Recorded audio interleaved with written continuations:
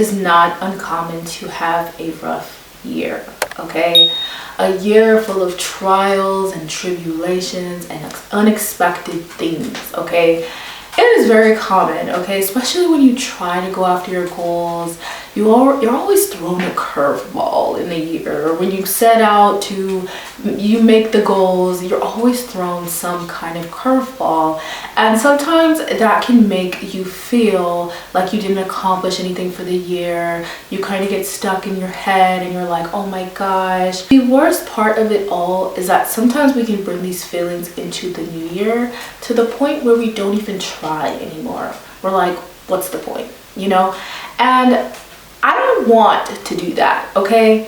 I definitely had a quote-unquote struggle year, a year full of lessons, a year full of twists and turns, but I am still here, and that is all that matters, okay? So we are starting over. We are starting over right now. Whether you're watching this in December or January, it is your time to start over. So this is going to be your 10-step guide to glow up for 2025 and your 10-step guide to start over. Let's get into the first tip.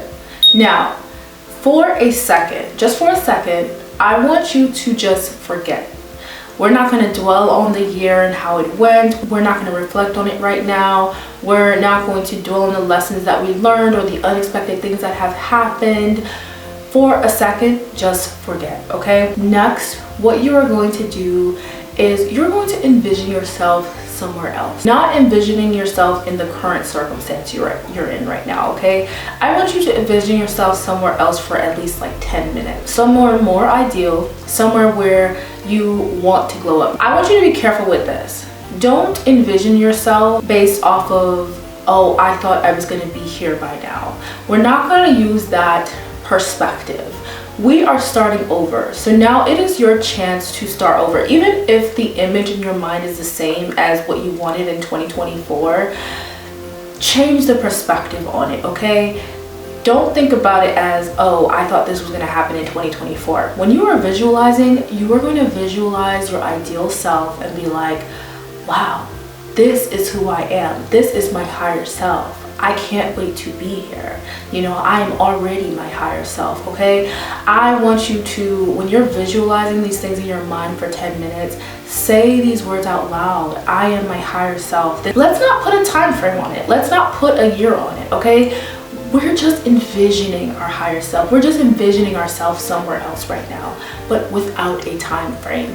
I think sometimes when we do these things, we do put a time frame on it because we're like, oh my God, I'm getting older, I'm scared, I see other people doing things that I wanted to do and they're my age, or they might be even younger than me and they already accomplished it.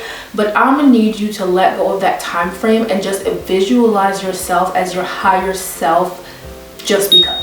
Okay, so now after envisioning yourself, now it is time to come back to reality, okay? But with this image in your mind, the person that you want to be in your mind, okay? I would be wrong to say that we just should bypass what happened this year, okay? We are starting over, okay? So that does require a reflection period. That does require you to release yourself from what you thought was, or what you thought should have been, or the expectations that you had of this year. Like I was saying earlier, sometimes we put a time frame on things and we put a time limit on things, but not realizing that the things that we went through is because we asked for the things that we want, okay? Those things happen because what you want is more than likely going to happen, but you have to learn these lessons before you get the blessing that you really want, you know? And that's what we have to do. We have to release ourselves from the expectations we have 2024, because sometimes our expectations is not what we get, you know? We're not going to always get it right off the bat. There are going to be things that we have to shed and lessons that we have to learn in order to get to where we need to be. So the next tip is to release yourself from these expectations.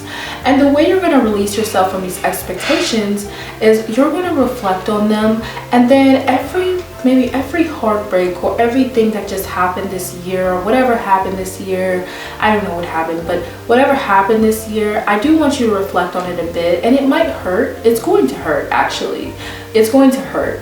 But in it hurting and you sitting in that hurt, that is how you release it. That is how you heal from it, okay? But we're not gonna just sit there, okay? We're not gonna just dwell on it, okay? We're just feeling it to release it, okay? So that we can release control over it.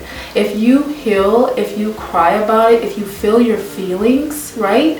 You can release it and you can release control from it. A lot of things also don't happen because we have so much hold over it. We want it too bad, you know? We have so much control over it, okay? We need to release control over it. So now that you are a new person, obviously you're still going to be thinking about these things, okay? You're still going to be reflecting. You might still be hurt while you are working on your dream self, and I want to tell you that is okay. We're going to get into what to do about not being okay in a minute, but this is what I want you to do after, okay? We are starting over. So this is the third step to starting over, is to create a list of I ams, okay? The I ams of your dream self, okay? So you already envisioned yourself. Now you are going to write out a list of all the things you are, not in a sense of who you are today, but who you want your higher self to be, okay? So you're gonna be like, I am a YouTuber. I have a nice corporate career that I love. Whatever you want to happen, you're gonna write it out as if you already have it, okay? I like to do this, and I like to actually put this in front of me. I have like a little board in my room where I would put this on like a dry erase board, and I'll write out some I ams. And now that we're starting over, we are going to start with a really good foundation of telling ourselves the things that we are, the things that we're going to be, okay? Actually reaffirming our identity over and over again. Any goal that I've ever had, I've always had to keep reaffirming myself. No, I am this, I am that, I am that, I am that, because your mind and your brain is going to tell you that you aren't that, okay? But when you do that, you start to program your mind to think, hey, I am this, I am that. The next step to starting over is to create a seasonal vision board, okay? Based off of the I ams that you have written down, I want you to take one or two things out of those I ams, and one or two things that you are going to work on this season. You can break it down into, some people might want to break it down into like 6 months, like maybe 6 months I'm going to work on this, every 6 months I'm going to work on this, for like the first half of the year I'm going to work on this, the second half I'm going to work on this. Or you can break it down into seasons, and that's what I did. I broke mine down into seasons. Say the first half of the year, maybe you want to work on your career, right? You would take that one thing from your list and actually create a vision board out of it. So the vision board could look like, maybe you have a picture of the work-life balance, maybe you have a picture of a laptop because you want to work remote, or maybe you have a picture of the office, your ideal office space, or what you want it to look like. Maybe you have a picture of your salary range that you're going for. Maybe you have a picture of the type of job you want. You know, you get creative with this, you know, go into detail about what you want. Instead of creating just a vision board of just like one big thing as like, I want a job, no, go into detail about how you want that job to look with the pictures on that vision board, okay? I think sometimes we just slap things on a vision board, but it's also great to go into detail, like make actual detailed vision boards, and then you kind of start to see it all unraveling on one piece of paper, okay? And not paper, but one piece of poster board.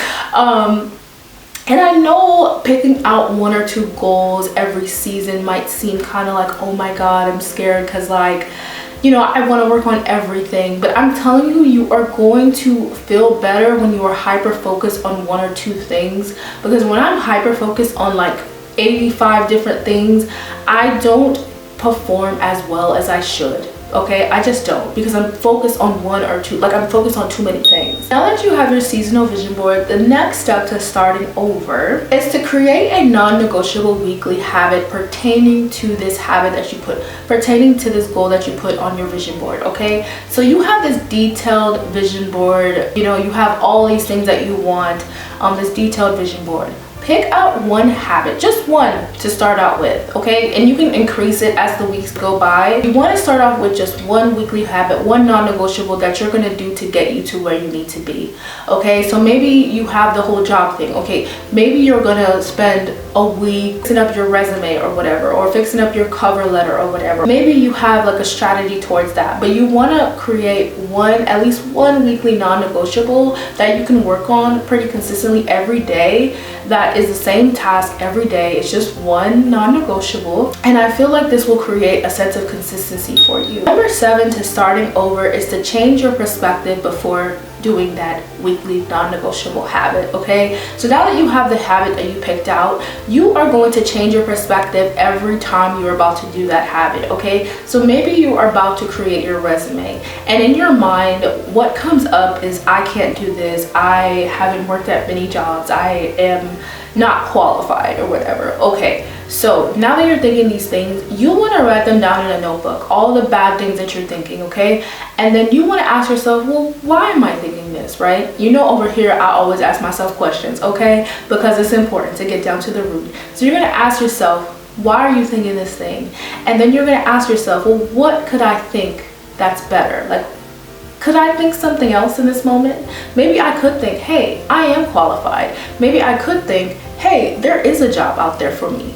Because there is. That's the truth, okay? Work on that mind before you do that habit, because sometimes that mind does play tricks on you. Like before I filmed this video, before I got to film this video, I was like, in my head about it, I was like, oh my god, nobody's gonna watch it, the tips are not that great. And I literally had to calm myself down and tell myself, okay, what can we think differently than, like, what can we think differently than nobody wants to watch my content, okay? It's something as simple as being like, you know what, everybody wants to watch my content, which might not be true, but in my reality, it's true, okay? So in your reality, that's gonna be true too. You just have to be a little delulu, okay? We're gonna be a little delulu here. Now, this tip I actually got from my therapist, and it has been working wonders in my life. And I wish I would have started this early out in a year, because I feel like maybe, just maybe, things would have gotten better, right? But I call this my list of rules for myself, okay? So every week I want you to do one of these things a day, to do these things, okay? You have to do these things one time, okay? Every single week, okay? So the category is going to be self-care, social, moving your body, and spiritual, okay? If you're not spiritual, or if you don't believe in anything, then you can kind of skip that one. Once a week, you're going to pick out something to do for your self-care, okay? Maybe you like your everything shower routine, okay? So maybe you do that on Sunday. Great. And then you pick out a social thing to do once a week, okay? And what I mean by social, it doesn't have to be big, okay? It could mean simply texting a friend, calling a friend, okay? Hanging out with a friend, okay? Or even going somewhere by yourself with the hopes of meeting friends if you don't have any, okay? Like, do one social thing a week.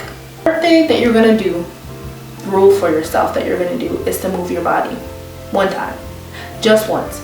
Odds are, if you do these things, you're probably gonna do them multiple times out the week, but I want you to start off with one, because since we had such a struggling year, you gotta start somewhere. And sometimes you can't start at 100, you gotta start at 1, okay? Move your body, right? We're gonna be moving our body. You can take a walk one time out the week.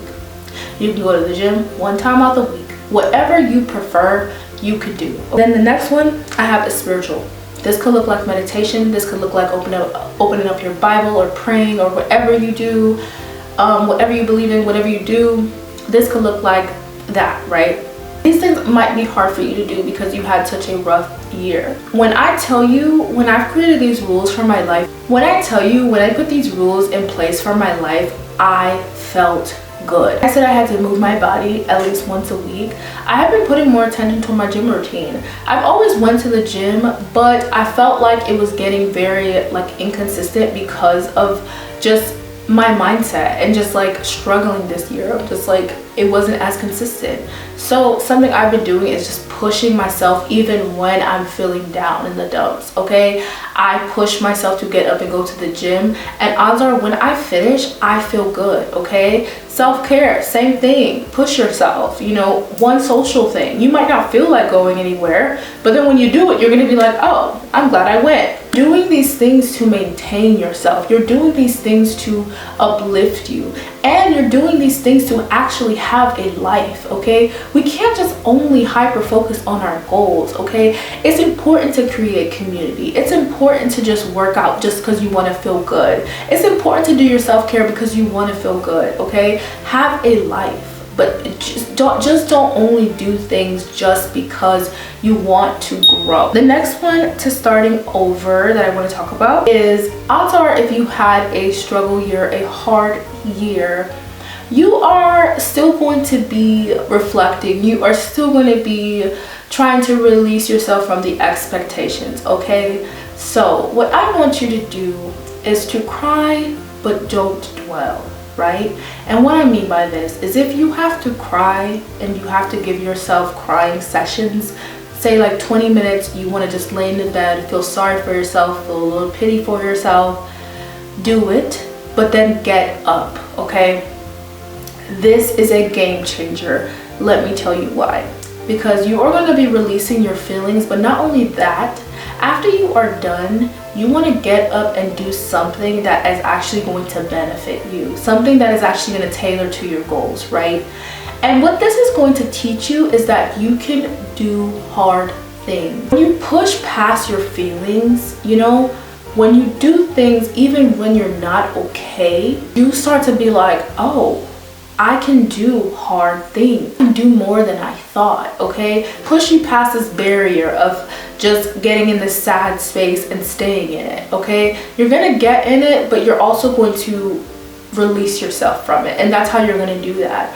Use the emotions that you have as fuel, okay? If you're angry, use it as fuel. Go to the gym, work out, use it as fuel. Like, think about how you're gonna be the hottest version of you. Like, maybe you went through a heartbreak, okay?